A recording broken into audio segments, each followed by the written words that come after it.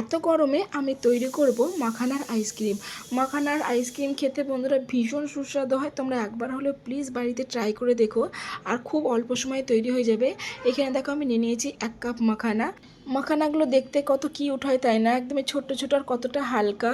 মাখানা তো নিয়ে নিয়েছি। এবার এখানে নিয়েছি কয়েকটা কাঠবাদাম। কাঠবাদামের খোসাটা আমি ছাড়িয়ে দিয়েছি, ভিজিয়ে রেখেছিলাম। আর দিচ্ছি কয়েকটা ছোটো এলাচের ছোটো ছোটো যে ভেতরে দানাগুলো হয় সেটা। আর দিচ্ছি 1/2 কাপ মতো দুধ। এবার ঢাকা দিয়ে কিছুক্ষণের রেস্টে রেখে দিচ্ছি। এইদিকে দেখো কড়াইয়ের মধ্যে দিয়ে দিচ্ছি 1 লিটার দুধ। আমি এখানে 1 লিটার দুধ ইউজ করেছি। দুধটাকে জাল দিয়ে ঘন করে নেব। দুধটা যত ঘন করে নেব ততই কিন্তু আইসক্রিমটা খেতে ভালো লাগবে। তার জন্য আমি দুধটা একটু ঘনই করে নিচ্ছি। এখানে আমি 1 লিটার দুধ নিয়েছিলাম, আর এখন দেখো প্রায় অর্ধেকটা হয়ে গেছে, মানে 500 মতো। আর এদিকে মাখানাটা ভিজিয়ে রেখেছিলাম। মাখানাটা অনেকক্ষণ ভিজিয়ে রাখা হয়ে গেছে। এবার আমি পেস্ট তৈরি করে নেবো। একটা মিক্সিং জারের মধ্যে সব মাখানাগুলো আমি দিয়ে দিচ্ছি, আর খুব ভালোভাবে একটা পেস্ট তৈরি করে নেবো। একদম স্মুথ একটা পেস্ট তৈরি করব। দেখো মাখানা, বাদাম, এলাচের দানাগুলো সবগুলো খুব ভালোভাবে পেস্ট হয়ে গেছে। মাখানা দিয়ে যে এত সুস্বাদু আইসক্রিম তৈরি হয়, তোমরা আমার আজকের এই ভিডিওটি না দেখলে বিশ্বাসই করবে না বন্ধুরা। আর দেখো দুধটা কিন্তু অনেকটাই ঘন হয়ে গেছে, দেখে নিশ্চয়ই বুঝতে পারছো কতগুলো সরও পড়েছে না। দুধের এই আইসক্রিমটা খেতে দারুণ হবে বন্ধুরা, তোমাদের কি বলবো।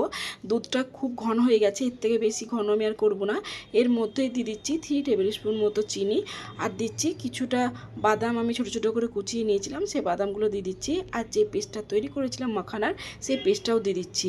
এবার সব উপকরণগুলো দুধের সঙ্গে খুব ভালোভাবে মিশিয়ে নিচ্ছি। আর চিনিটা না দিলে পরে আইসক্রিম কিন্তু এতটুকুও ভালো লাগবে না খেতে বন্ধুরা, তার জন্য আমি এখানে চিনি ব্যবহার করেছি। আইসক্রিমে যদি মিষ্টি না থাকে তাহলে কিন্তু আইসক্রিম খেতে এতটুকুও ভালো লাগবে না। আর এইদিকে দেখো আমার কিন্তু সব উপকরণগুলো খুব ভালোভাবে মিশিয়ে নেওয়া হয়ে গেছে। আর কতটা ঘন হয়েছে থেকে নিশ্চয়ই বুঝতে পারছো। আইসক্রিমের মিশ্রণটি আমি কিছুক্ষণের জন্য ঠান্ডা করতে রেখে দিয়েছিলাম। আর দেখো আমি এইরকম ছোট ছোট গ্লাসে কিন্তু আইসক্রিম তৈরি করব।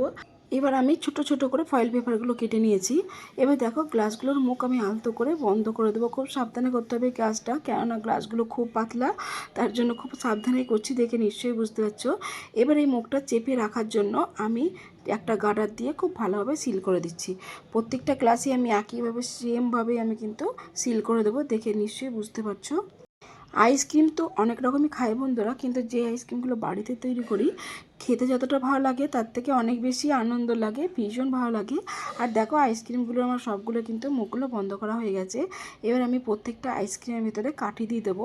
কাঠিটা দেখো দেওয়ার আগে আমি চাকুর সাহায্যে একটু একটু করে ফুটো করে নিচ্ছি, তারপর আইসক্রিমের কাঠিগুলো দিয়ে দিচ্ছি। দেখো আইসক্রিমের কাঠিগুলো কিন্তু প্রত্যেকটা আইসক্রিমে দেওয়া হয়ে গেছে। আর দেখো এবার আইসক্রিম তৈরি করার জন্য কিন্তু একদমই রেডি। এবার আমি ফ্রিজে সারা রাত ধরে রেখে দিয়েছিলাম, তারপরের দিনকে আমি এটা বের করছি। আর দেখো কত ভালো বসে গেছে আইসক্রিমটা, কি দারুণ লাগছে বন্ধুরা দেখতে। তোমরা দেখে নিশ্চয়ই বুঝতে পারছো কত সহজে মাখানার আইসক্রিম তৈরি হয়ে গেছে। আইসক্রিমগুলো দেখো খুব সহজে বেরিয়েও আসবে, এতটুকুও ভেঙে যাবে না, কিচ্ছু হবে না। দেখো আইসক্রিমের কালারটা দেখো বন্ধুরা, কি সুন্দর কালার তাই না। মাখানার আইসক্রিমগুলো দেখো বন্ধুরা কি সুন্দর লাগছে তাই না। আইসক্রিমগুলো দেখতে কি দারুণ হয়েছে, দেখে কিন্তু কেউ বলতেই পারবে না যে আমি এই আইসক্রিমটা বাড়িতেই তৈরি করেছি। আর দেখো এই আইসক্রিমের উপরে দিয়ে দিচ্ছি কিছুটা কাঠবাদাম আর কাজু বাদামের কুচি করে নিয়েছিলাম, সেটা একটু ছড়িয়ে দিচ্ছে। দেখো দেখতে কিন্তু দারুণ লাগছে, কি দারুণ লাগছে বন্ধুরা দেখতে। আর এই আইসক্রিমটা খেতে যে কতটা সুস্বাদু হয়েছিল তোমাদের বলে বোঝাতে পারবো না, দারুণ লাগছিল খেতে আমাকে এই আইসক্রিমটা। আইসক্রিমগুলোর কি অবস্থা থাকো বন্ধুরা, আমি তোমাদের সঙ্গে ভিডিওটা শেয়ার করছি। আর এইদিকে দেখো আমার বেটু একটা না দুটো আইসক্রিম তুলেছে, আমার মা তুলে নিচ্ছে, মানে আমার আইসক্রিম একটাও থাকবে না প্লেটে।